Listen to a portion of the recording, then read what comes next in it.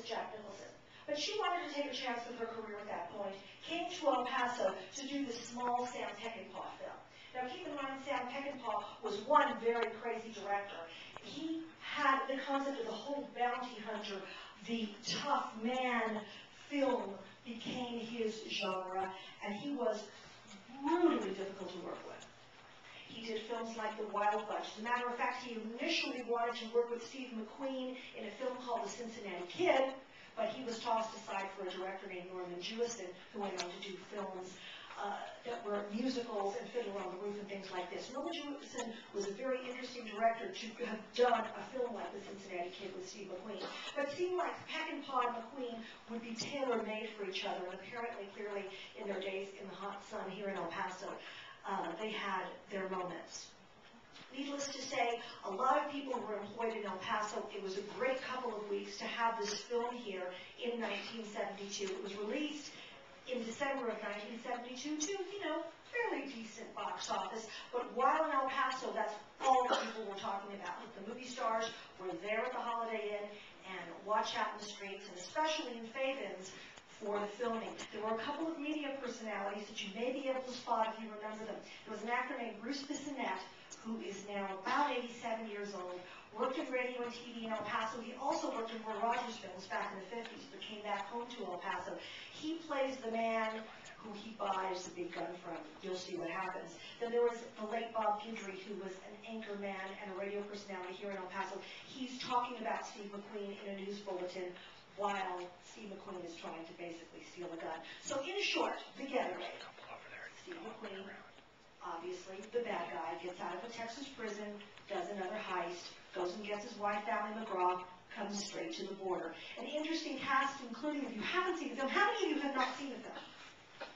That's really interesting. Okay, Sally Struthers from All in the Family broke off completely to do this film.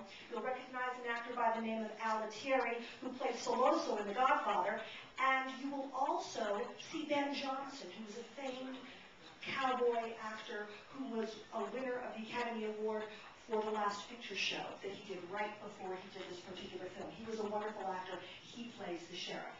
Okay, let's bring it back to El Paso. There was a lot of lore talking about the subsequent affair of Steve McQueen and Ally McGraw while they were shooting this film. And then people talked and people talked and people talked. But sure enough, if you see the documentary, The Kid Stays in the Picture, Robert Evans talks about the worst city he's ever had an experience in was El Paso, Texas. Because that's where he found his wife was leaving him for Steve McQueen. A lot of people felt that obviously that's not so good for Robert Evans. But obviously, a lot of people felt that that was very, very bad for her career. Not that she got the divorce, but her career to go with this bad boy, Steve McQueen, who clearly changed a lot of her future for her. She was the up-and-coming star. Robert Evans was molding her. That was his wife.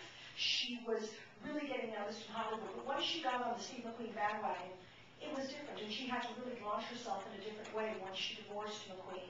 But they did have a very tempestuous affair, and they did have a very big scene with Robert Evans right in downtown El Paso. So just blocks away, all of this excitement is happening. And you'll see the development of this love affair on the screen because they have incredible chemistry. All right. Let me tell you very quickly before we get started with this film, my experience with Steve McQueen. I never met him, but I'll tell you how I did. I was 19 years old. It was November of 1980. I'm aging. And I'm working at Channel 9, and I'm a newsroom gopher. I do a little bit of everything, and I translated stories from Juarez, and I was one of the few people in the newsroom, thanks to my father, who forced me to read and write Spanish every day growing up. I could take the stories from Juarez, translate them into English, and anchor people like John Garden and such could read them. They called the stringer we had from Juarez, called the station and asked to speak to me. And says, we need you guys to come here because I just got a tip. There was a movie star who was at a funeral home, and we need someone American to tell us which movie star this is. And I was like, I'm going! Of course! And so I'm naive and dumber than a stick at the time. Like, let's go. And they're like, well, you sure it's going to be safe, blah, blah, blah. I take a cameraman, I meet the stringer, this little bitty funeral home.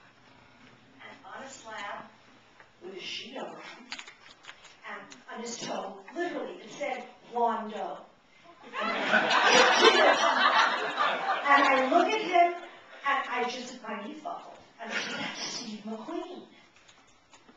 And there was a young guy there who told me what happened. Steve McQueen was suffering from very serious throat cancer, and he was getting lateral treatments in Tijuana. Apparently, they weren't working, and he was given a short time to live. He had a very large tumor in his neck, and he wanted it out of his neck. So he came to Juarez, to the medical school, and asked a medical student. He knew he was going to die. He just didn't want that tumor in his neck. And these two medical students said, we'll do it. They did the surgery. They gave him anesthesia for the surgery. He came to. They told me they gave him chipped ice. And he fell asleep and he died. So here they had to take him to this funeral home and transport him to Los Angeles. And so it was just craziness. Eventually it all happened. They had this little rickety coffin where they put his body in the station wagon. We followed it to El Paso International Airport. There was a private jet there where Mrs. McQueen and her children came out of the jet. And they took this little coffin and off he went. They didn't file any charges because clearly these were his last wishes. He stayed for 2 weeks at what is now Embassy Suites, and he registered as Sam Shepard. Those of you who remember that. It was very interesting because I got back to the station and couldn't breathe, and not 2 minutes did I come back to the station, I was getting calls from National Enquirer. I was getting calls from all of these people, and then I received a call from an attorney in California saying, we're going to ask you not to sell this story. And I said, okay, I won't. So I did.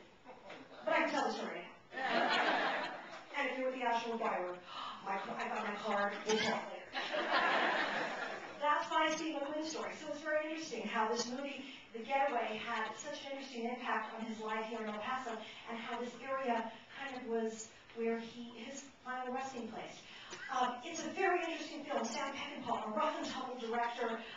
He was a man's director. He worked with people like James Coburn and William Holden. He was a guy's guy. But he was a tough guy, and you'll see that. Women are, you're going to see this is 1972, so women are kind of treated like chattel. It's not like this beautiful Bond girl, rather. It's like the women are tough. Sally Struthers, she's got a mean, tough boyfriend. It's a whole different approach that Sam Peckinpah used to take that was okay with him.